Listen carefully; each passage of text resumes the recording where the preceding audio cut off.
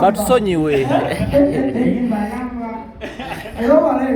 Let me have that other microphone here, Selector Ivan, so that we enjoy this discussion. Zuli was here earlier on to also premiere his new single, to premiere his new single. So I'll pass this mic to Zuli Towns on the other end. Now, I'll start with Zuli. You've heard Ykee's new single. Yeah. What are your thoughts on this song? Ykee, all I can say is I'm not one person that I really knew to be also here, but I appreciate Ykee for one particular thing. He has been Ykee from day one. Yeah. I admire his, apart from the consistency, his growth, from just being, from not only being a musician, but also venturing into other areas, and I think that is there. So from being a father.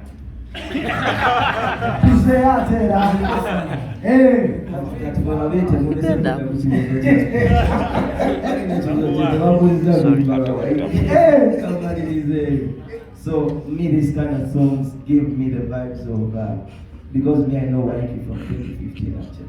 Yeah. From 2015. I know Ykee from 19. I think about 1998. Around 98, 99. Yeah. He's my homie. So me and my relationship is that. Baby, because that used to be my song. Yeah. I actually like it. Wafuna ko baby girl, baby imagine the songs. People have baby mamas because of these songs. Indirectly because songs. So that is it really. The song is really nice. Yeah. I feel like I still can hear Ykee because Baba's probably down Katoko. Yeah. But I can still hear Ykee in this song. So bless up, brother. He has Mr. Tamula. You just premiered the song. The ladies are relating. I don't know if you've had a chance of listening to it. Still fresh? Yes. We released it this week. Yeah. Nalulawa, I think we're learning on those new songs. Yeah. This Nakao is a movie. Yeah. But again, this is Returns, one of the most soulful artists in the country. I know my mom's in the as well. He's magic and he's a producer. Yeah. He's not an ordinary man. So he knows music. Yeah. You know, government in 2015 because then he was just producing music. Yes. So together. So what you can you're talking to someone who really knows music. Yeah. Because there's nobody who knows music like the person who makes it. Who makes music for us? Because I'm not a producer. Okay, I'm not an engineer, so to say. Okay, I was asking some artists a couple of months ago, and this artist was blaming producers that they are partly to blame for failing Ugandan musicians from crossing borders because of the kind of beats that they create. Now I'm throwing it back. Was that person speaking out of ignorance? That is the word, Tamania. Yeah? Or you think there's a star?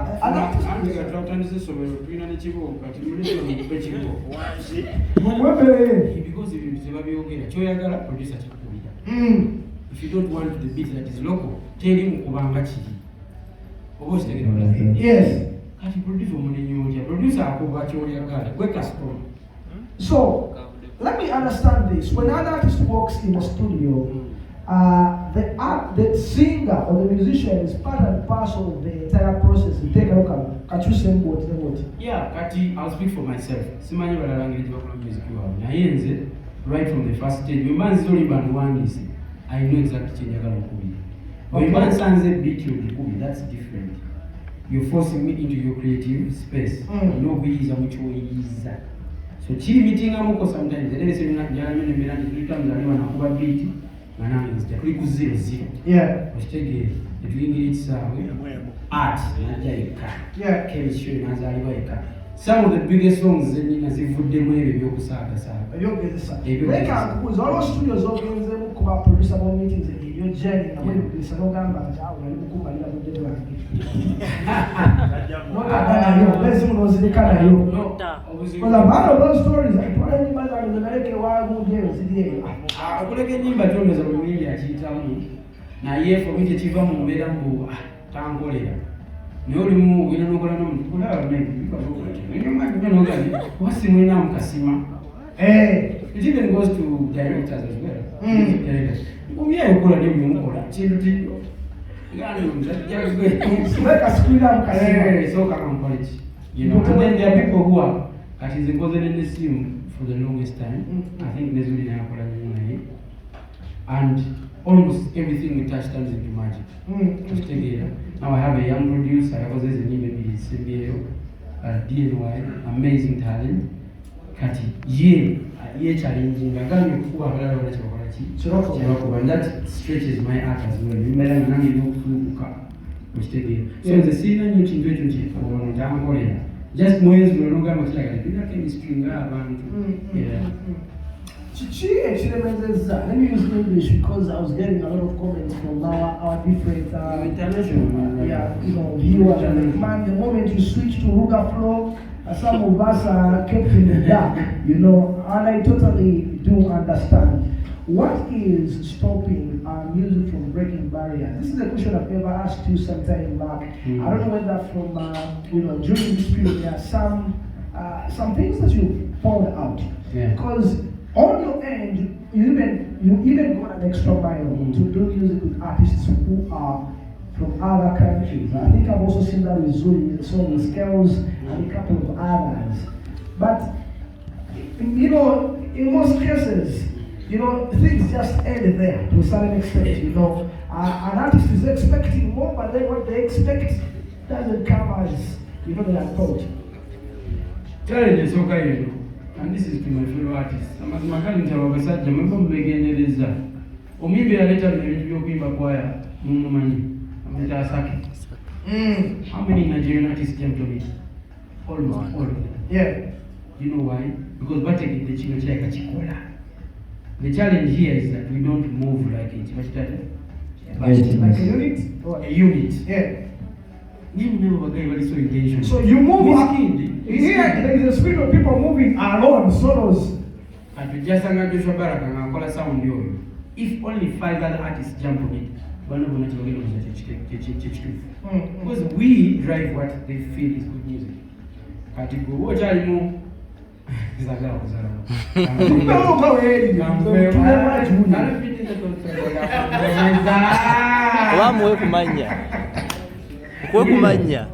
The truth is, if we could just sit, Whiskey Badani sound with Ykee.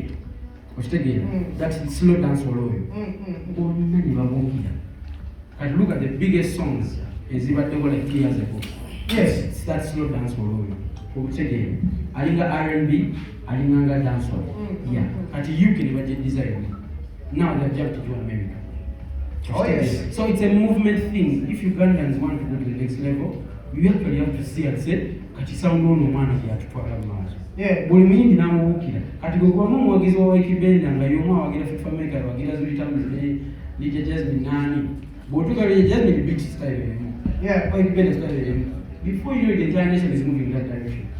Okitegere. Naye wamuwuta kuba ng'analeta ekikulu ne DJ n'agamba mu kikubo kitadduka katusigalawo. Kati oli asaze pace ne bamufiisa. This is one of the guys that I solo music, named Atiali, so sweet. And making people think, you might not want to hear now. Or stay here. I didn't have feed up. No, I want to go over you. So give them some soul music. The guys, I made a move bar, now over this. Look at my son, now what's our business at you? You have poor slow music, some in an It's just the way. Baromba kubachikwata. Yeah. Okitegere. Kati forcing omuyimbi kuba omuyimbi n'ali mu kazanyo ka populist. Agala kukola populist music. So I'm not singing what I want to sing, where my heart is laid. I'm singing what is popular. What is the worst piece of advice you've ever been given when you joined the entertainment industry? been with us now 7 years? Yes, sir. Yes, but what is the worst piece of advice when we are gamma and no gamma walai what the blood and yalimba?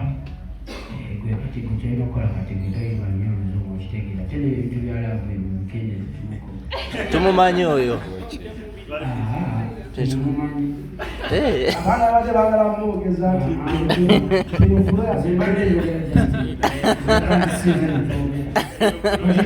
eyo fulo eyo naye eyo fulo. So and then ebiduka kino okuba kiduka. abana bagala biduka. Seeing where your heart is led. Waliwo omwana ali obulabu yali mu black t-shirt z'okubimbira akalimu akali siro. Hapo pepe. Nagweri. Tegera. Nogera batoli rasta agamba Ykee Benda katondera mu tempo. Kakopo. So don't make people think they don't have fun. Z'okitegera. Waliwo n'abakola list kati tuzze kwako ebibadde mwongera. Pepe ku list. Abakola list n'ajjuzaako ekidaana kyonna n'olowoozesa abawagizi bano nti music epaapa y'omuddaana. Zitera nkwagala komentika kwebyo. So you think better cool and these lists are sometimes misleading. Anti credit ogiwa ebikolera ebisigaza abayimbi ewa Uganda because when Uganda tebali kuyisa. That's what you think. So what you do, you make music, you make a list, putting songs first to mess with perception. To mess with perception. Olowozesa abantu kikatonda music omulungi yekka. Naye omwana bw'ogenda kufiiriza Joshua Baraka kulimba lwe yakoze omwaka oguwedde, he should be number one.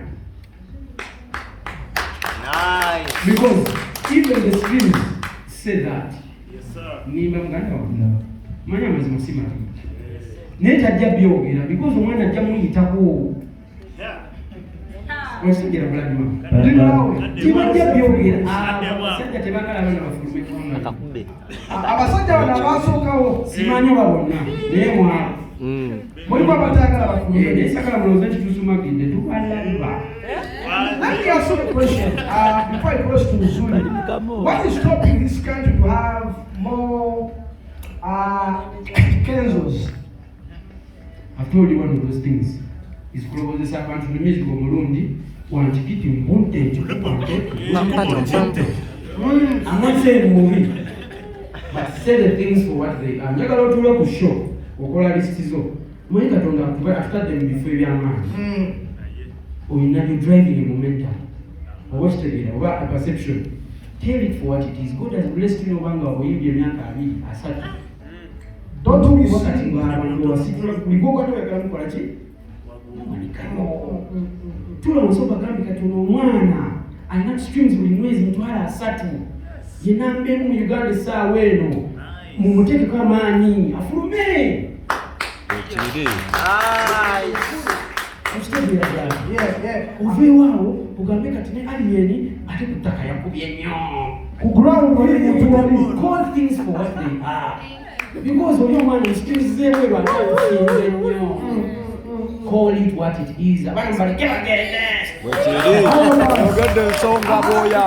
see how passionate Ykee is when it comes to matters music. But what is the worst piece of advice Zuli you've ever received, and your overall, observation about the industry? I think somebody telling me that I have to fit in. Hey, Yeah, me, I don't fit in. I stand out. I like that. Yes. Yeah, I like that. Why you fit in when you can stand out? Then about industry olanga bojiraga, I feel like the more tunokutola ku shonga zino ebintu ng'ebyo ne tubiwanga, the more tubiwa longevity. Yeah. Inze tojja kumpulya sigamba muno siberayo ngasobola kwogera. It's because sagala power in Nigeria. Like nze nkirabe for solo.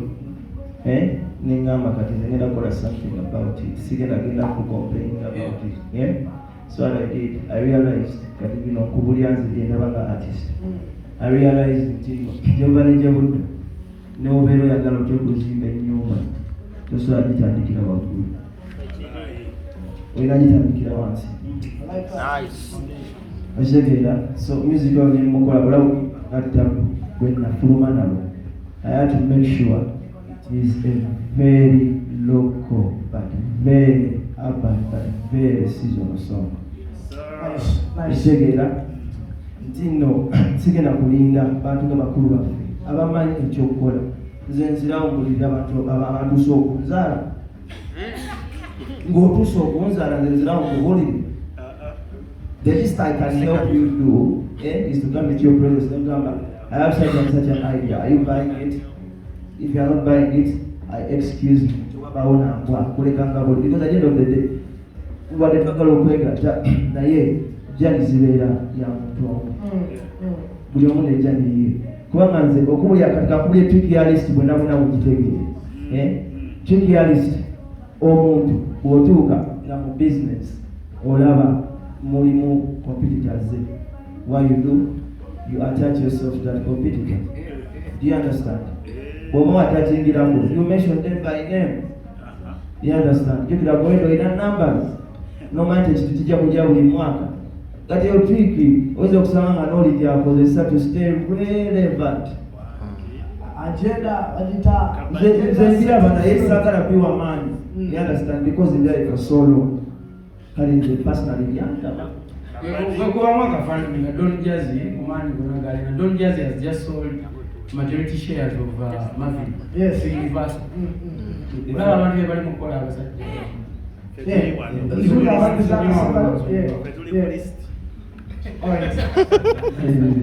So kati nedowoozamu nti nate ndowooza ate naye tetuyinza kusalira musango. That is a wise move. For relevancy and It's a very wise move, don't get me wrong, it's a wise move. talkability.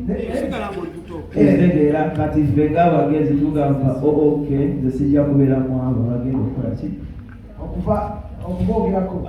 Nice. Now, you broke through at the same time as Drake Ali. Same year, same period. This was the executive CEO Back Records. I don't know whether you're still counting your losses or you left the losses behind. What makes artists unmanageable? Me, it's a question or is This is How what. much is your? Yes. First and foremost, to decide is not to use the fingers to know because they were going back at Tindo Oxa, Kubera Kubera Mugami, Kubera Sing. That means Manamena will I now name Ogutamo Kirisa, who is a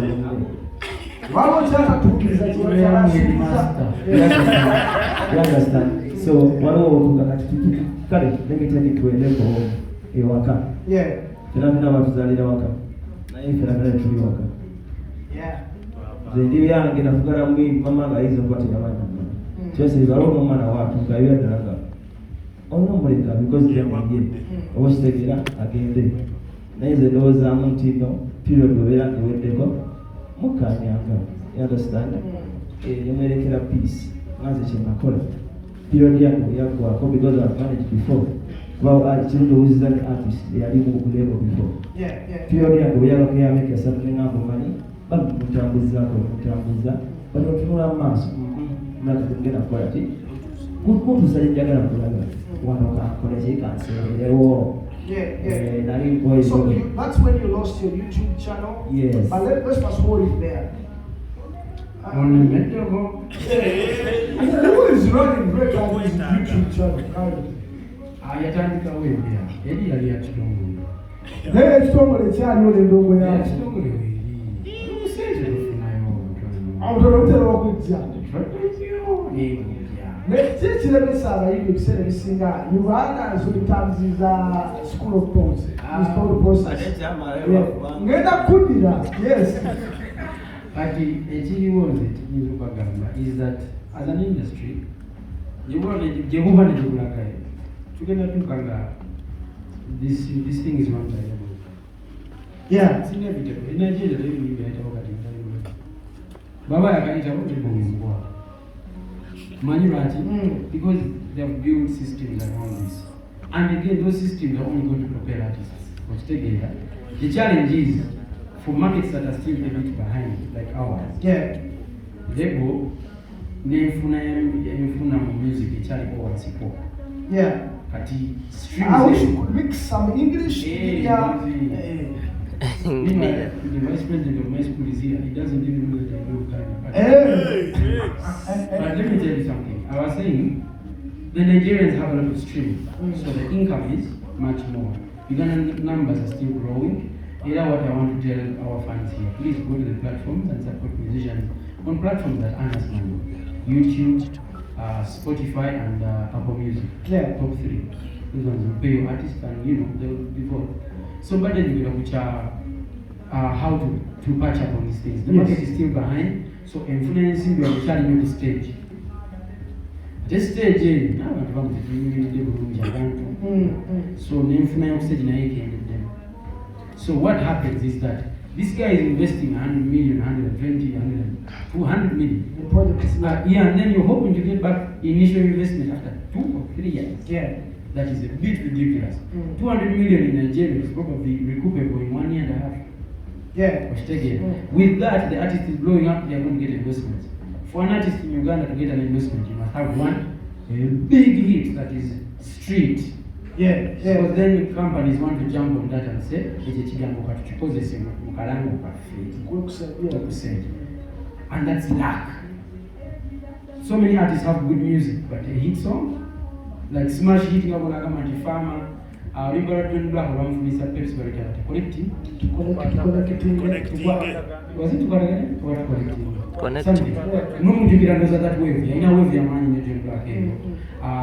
I would think Alien should have gotten some money from endorsements because you know, wave your money. So those things help a lot. Yeah. For Nigeria, an artist comes and always is Pepsi.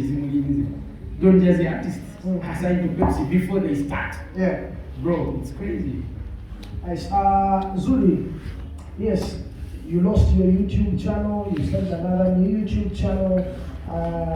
But of course, it's the question I asked you earlier on, you already responded to it. How can we interest more investors like Ykee and the likes in the music, knowing that they'll be able to recoup their works, their money, but also the side of the artist, knowing that yes, it is a fair deal, they'll be able to earn whatever they can earn from the different areas, performance, royalties, depending on how the terms of the contract. So, what we can do to interest investors, like whenever investing in one of music, I will tell you is the sigenda kwati sigenda kubeerawo nebuzebuze nga nkimanyi nti yomayi najjamye bantu mnoti bagambibwa like abantu bogedde like people have no, we are tired why you do it if you love what Ykee does follow Ykee if you love what Zuli does follow him. You understand? So the Nozam industry can have two coverage. Otherwise these shows are going to go on and on. We are talking about the same thing and there is no change at all. So those artists, Ykee, you started something that you're doing with the Yuga Boys. Bravo to you, and not only the Yuga Boys, the Chambers. You understand? We'll break your deposit. You understand? The more you reside and your thoughts, even the better for you. You understand? So please, the industry at large, take care of yourselves. You are welcome. But we are also doing our own thing. Thank you.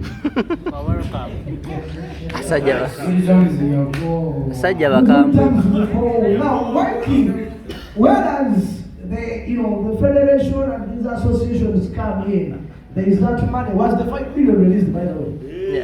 Yeah. Of the 13. I know you read the loop. Actually, the money is Uganda, so on.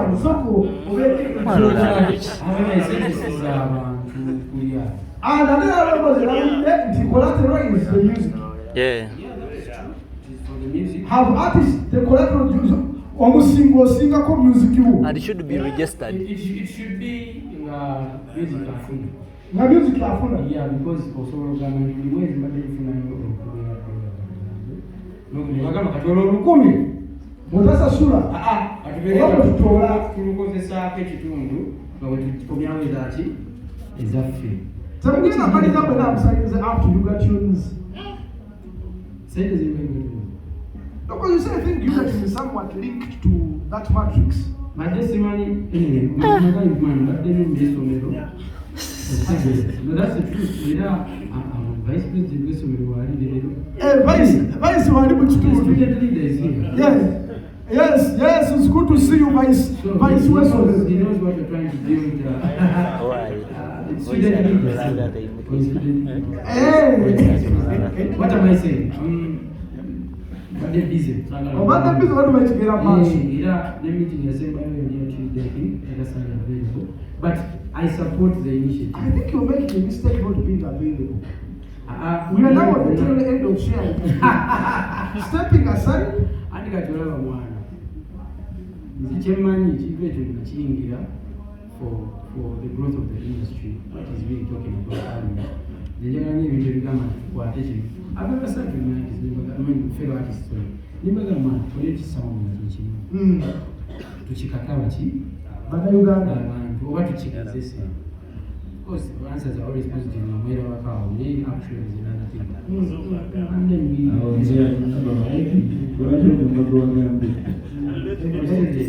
Nalaba Benny Girls awulira n'agamba nti federation yamukoledde ekimala tena kyeyamukoledde nti yasobola okukolera ekintu babadde buli omu in their own capacity. And maybe Ykee in his own capacity, maybe Kenzo in his own capacity. That's a leeway. But I think the industry or the musicians have like many expectations. And for me, I was asking myself, have they been able to appreciate the roles and responsibilities of the federation, of these associations? When do they come in? When are they also just basically observers like any other person? It's obvious that engaging the genuine members can forget we have called so many people to join us. You only want it to help you when it. I mean, you talk about the federation when it's good for you. Kati bini bamwitaka joining. I'm not saying kukuyamba babatali mtero atayambibwa. Bamwitaka joining has never attended a single meeting. I'm a witness.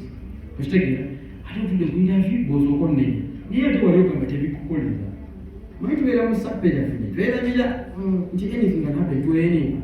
Leero nsobola ofuna accident nga sina nase. Kati singa nali sina bakeezi ne bayisaawo ekigambo. Ati banaye obuyambire buli musende mukaaki. Bini Ganda is a celebrity in Uganda. Yeah. Just posting notuka ku Twitter ya Saudi Arabia or whatever jagade Dubai. His name is trending and your country is being. That's bad PR. And that was done by musicians. Almost all musicians posted him. Yeah. He got pressure. We must have Bobi Wine on him. Social media is Bobi Wine, the president of Uganda. So it's not a small thing. Social media is actual war. The power of information is real.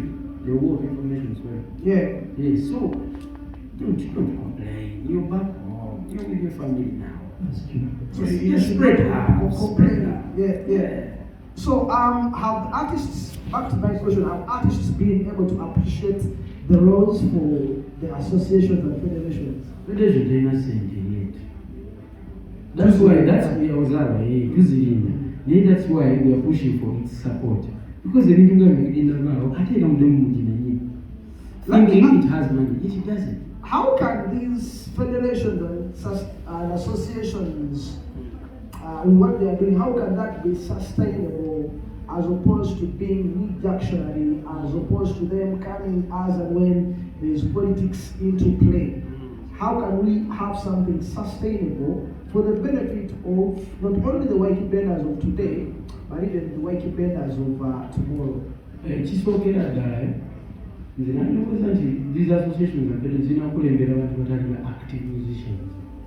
Mr.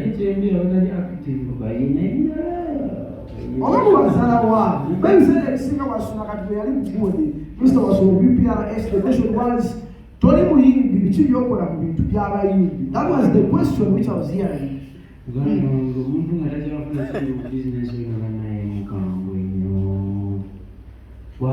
akasente akalya konna. Right, because an active musician, Ykee Benda is the president. But you don't go to America to do. Yeah.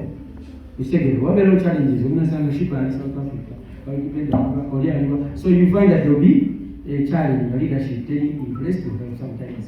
If you cut downside, then she about me, I have a years. What will you feel? Yeah, but Aklabe, many man, stand can open the way for and ask to come and lead it. Yeah, You go on correcting mistakes for nice. Time is against us. We're going to be getting